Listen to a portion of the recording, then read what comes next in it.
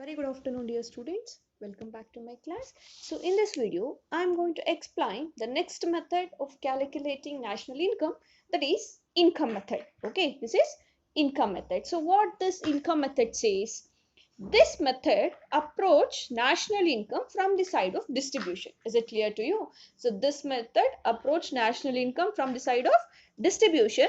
So ಇಲ್ಲಿ distribute ಮಾಡ್ತೀವಿ, what we are going to distribute here, we are going to distribute what we are going to distribute the rewards to the factors of production. ಏನು factors of production ಇದೆ ಅದು earn ಮಾಡಿರುವಂತ returns ನ we are going to distribute. For example, so what are the factors of production? That is land, labour, capital and organisation, right? So ಇಲ್ಲಿ ಇರೋಂಥ ಈ factors of ಪ್ರೊಡಕ್ಷನ್ಗೆ ಏನನ್ನ ನಾವು ಡಿಸ್ಟ್ರಿಬ್ಯೂಟ್ ಮಾಡ್ತೀವಿ? ಸೊ ಫಾರ್ ಎಕ್ಸಾಂಪಲ್, ಲ್ಯಾಂಡ್ಗೆ ರೆಂಟ್ನ ಕೊಡ್ತೀವಿ, then ಲೇಬರ್ಗೆ ವೇಜಸ್ನ ಕೊಡ್ತೀವಿ, ಆರ್ಗನೈಸೇಷನ್ಗೆ ಪ್ರಾಫಿಟ್ಸ್ನ ಕೊಡ್ತೀವಿ, ಆ್ಯಂಡ್ ಇಂಟ್ರೆಸ್ಟ್ಗೆ, ಕ್ಯಾಪಿಟಲ್ಗೆ ಇಂಟ್ರೆಸ್ಟ್ನ ಪೇ ಮಾಡ್ತಾ ಹೋಗ್ತೀವಿ. ಸೊ ಈ ಫ್ಯಾಕ್ಟರ್ಸ್ ಆಫ್ ಪ್ರೊಡಕ್ಷನ್ ನಾವು ಏನು ಡಿಸ್ಟ್ರಿಬ್ಯೂಟ್ ಮಾಡ್ತೀವಿ ಅದನ್ನು ನಾವು ಏನಂತ ಹೇಳ್ತೀವಿ? ಇನ್ಕಮ್ ಮೆಥಡಲ್ಲಿ ಕ್ಯಾಲ್ಕುಲೇಟ್ ಮಾಡ್ತಾ ಹೋಗ್ತೀವಿ. Okay, is it clear to you?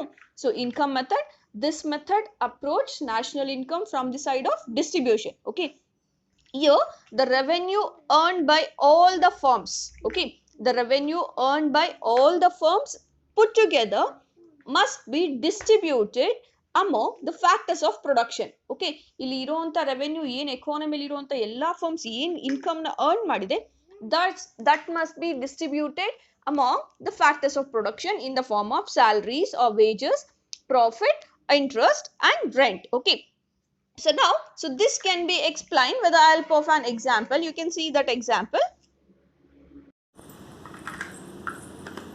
In an economy, there are m number of firms. Okay, so just I am taking the example. So here in the economy we have m number of firms. Okay, so m number of firms ide anta tagondidivi. Okay, sorry, m number of households in the economy. Okay, so in here m number of households in the economy. So here WI, so which means wages received by I household. Okay, so ಇಲ್ಲಿ I ಅನ್ನೋದೇನು? It's an each household. So ಇಲ್ಲಿ M number of ಹೌಸ್ಹೋಲ್ಡ್ಸ್ ಇದೆ. So usually ನಾವೇನು ಹೇಳ್ತೀವಿ? N number of ಹೌಸ್ಹೋಲ್ಡ್ಸ್ ಅಂತ ಹೇಳ್ತೀವಿ, ಹೌದಾ? ಇಲ್ಲಿ for example, just for change, so have taken M number of households. So ಇಲ್ಲಿ WI ಅಂತ ಬಂದಾಗ wages received by I household. Okay, I ಅನ್ನೋ ಒಂದು ಹೌಸ್ಹೋಲ್ಡ್ ಏನು ವೇಜಸ್ನ ರಿಸೀವ್ ಮಾಡ್ಕೊಂಡಿದೆ.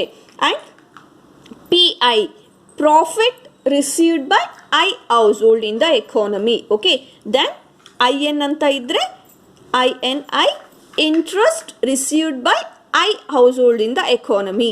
Okay, then RI, what is this RI? Rent received by I household in the economy. Okay, so ಇದು clear ಆಗ್ತಿದೆ ಅಲ್ವಾ ನಿಮಗೆ? So M number of firms ಇದೆ. ಎಮ್ ನಂಬರ್ ಆಫ್ ಫರ್ಮ್ಸ್ ಅಲ್ಲಿ ಐ ಅನ್ನೋದೇನು? ಒಂದು individual firm. Okay, sorry, M number of households ಇದ್ದಾರೆ.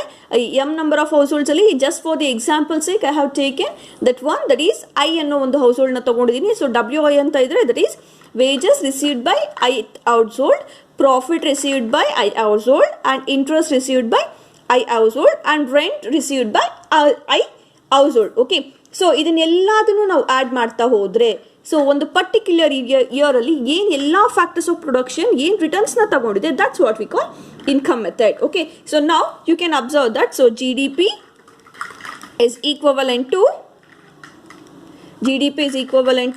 summation of M I equals 1 WI. ಇಲ್ಲೇನು summation ಅಂದರೆ ನಿಮಗೆ ಲಾಸ್ಟ್ ವಿಡಿಯೋಲೇ ಹೇಳಿದ್ದೀನಿ. summation means so sum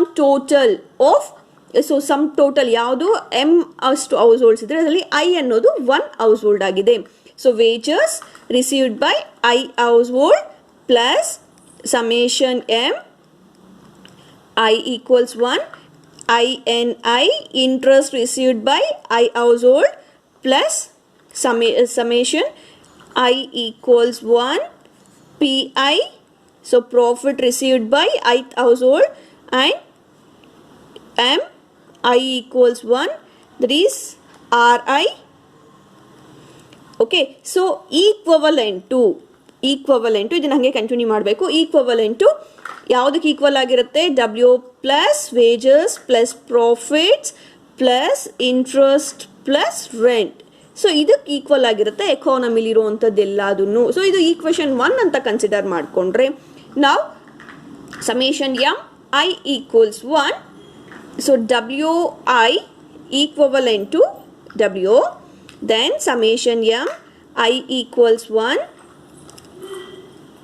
P1 equivalent to P, then summation M I equals 1, IN I equivalent to IN, comma summation M I equals 1 RI equivalent to R in the economy. Okay, ಇಲ್ಲಿ ನೋಡಿ ನಾನು already I said you that. So WI wages received by ith household, that is ಯಾವುದಕ್ಕೆ equal ಆಗಿರುತ್ತೆ ಎಕಾನಮಿಲಿ ಇರುವಂಥ ಎಲ್ಲರೂ ಏನು ವೇಜಸ್ನ ತಗೋತಾ ಇದ್ದಾರೆ ಅದಕ್ಕೆ ಈಕ್ವಲ್ ಆಗಿರುತ್ತೆ. And profits, okay, interest, so and rent, ಇದೆಲ್ಲದನ್ನು ಈಕ್ವಲ್ ಆಗಿ ನಾವು ಕ್ಯಾಲ್ಕುಲೇಟ್ ಮಾಡ್ತಾ ಹೋಗ್ತೀವಿ. Okay, if we add together, ಇದನ್ನು ನಾವೆಲ್ಲಾನು ಆ್ಯಡ್ ಮಾಡ್ತಾ ಹೋದರೆ, if we add together, so we will get, so G D P equivalent to summation n equals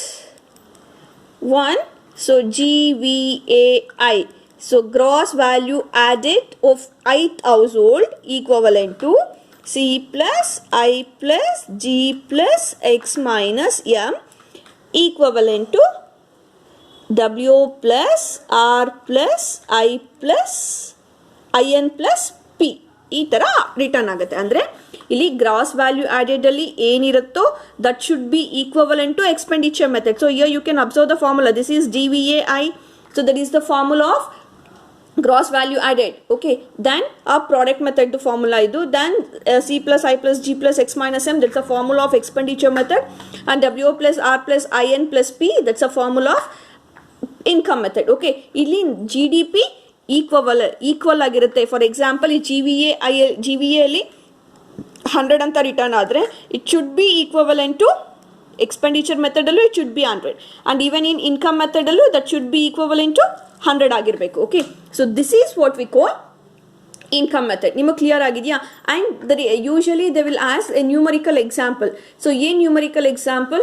so show me that how the 3 methods of calculating national income will be same ಅಂತ ಒಂದು question ಕೇಳ್ತಾರೆ. Okay, so ಹೆಂಗೆ ಅನ್ನೋದನ್ನ ನಾವು I will explain that. So ನಾವು for example,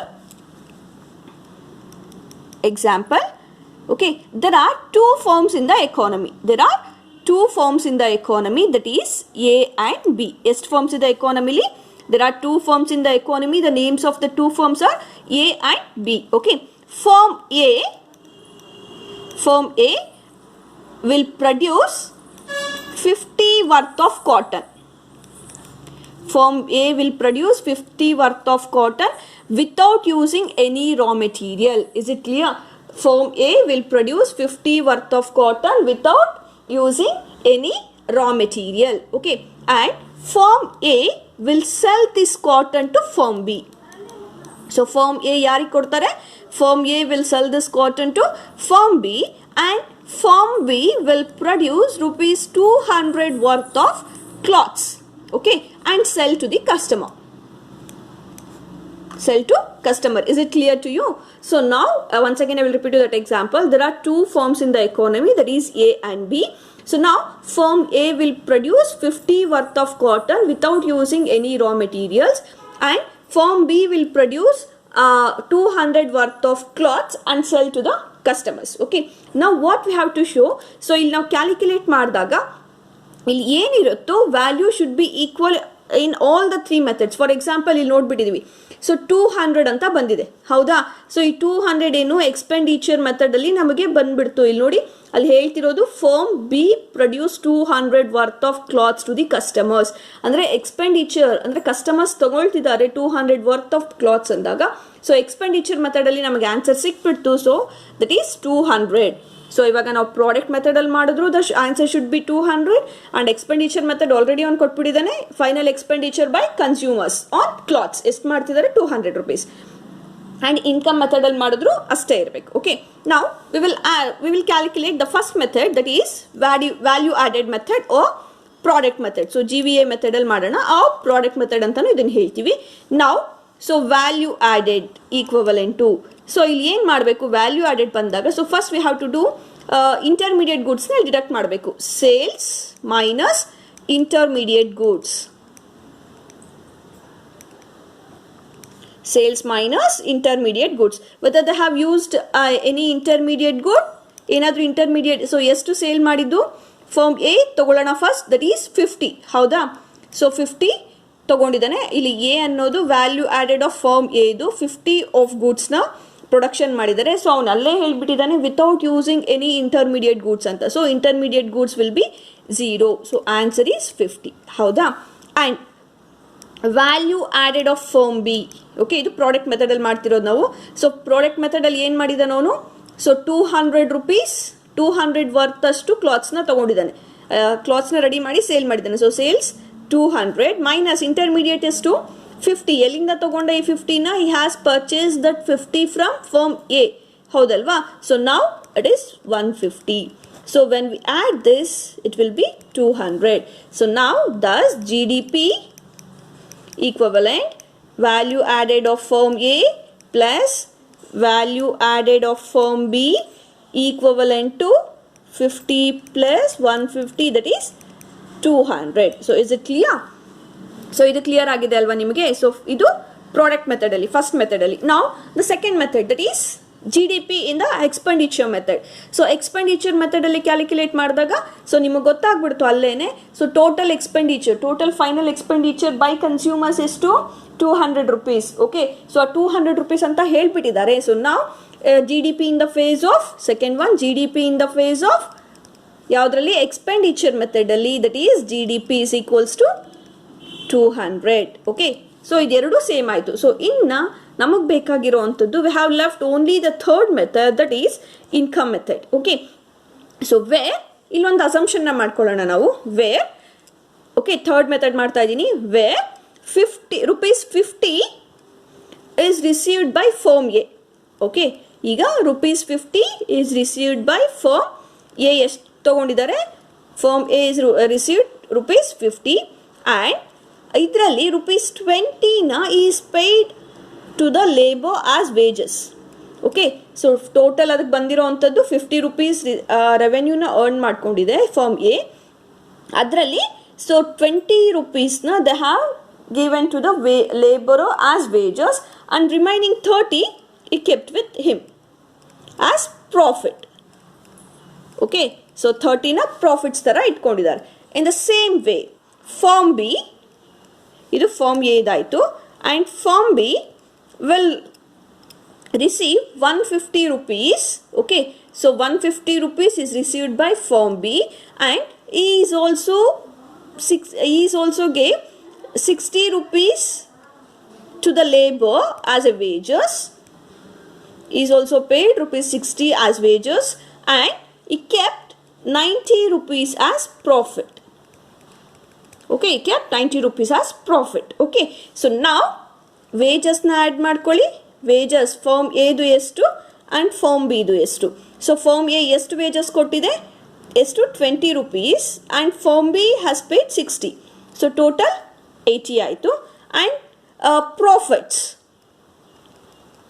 so firm ಎದು firm ಬಿದು, firm A it kept 30 rupees as profit and firm B has kept 90 rupees as profit. So now 180 plus 120, that is 200 rupees. Okay, so now we can say that all the three methods will be equal. Haudalva? So therefore GDP equivalent to GVA is equals to C plus I plus G plus X minus M is equals to W plus interest plus profits plus rent. ಎಷ್ಟಿದೆ ಈಗ? GDP is equals to 200. So is it clear? So ಇಷ್ಟು ಸಮ್ನ ನೀವು ಮಾಡಿದ್ರೆ you will get 6 marks for this. Okay, I hope this is clear to you. If you have any doubts, please ask me. Don't feel shy to ask your doubts. And I'm observing you that you people are not concentrating more on videos. So this, I think that this academic will be complete with the help of online only. So you have to focus more and more towards these videos. Don't ignore that. And they have reduced the syllabus to 30%. So 30% of syllabus na reduction ಮಾಡಿದ್ದಾರೆ ನಿಮಗೆ. So ಇನ್ನು ಉಳ್ಕೊಂಡಿರೋದು only 70% ಅಷ್ಟು ಅಷ್ಟೇ. ಓಕೆನಾ? So if I finish 2 lessons, so the economics subject will be finished for you. Okay, so you have to put maximum efforts to practice this. Don't ignore the videos. Thank you. Keep watching. Thank you so much.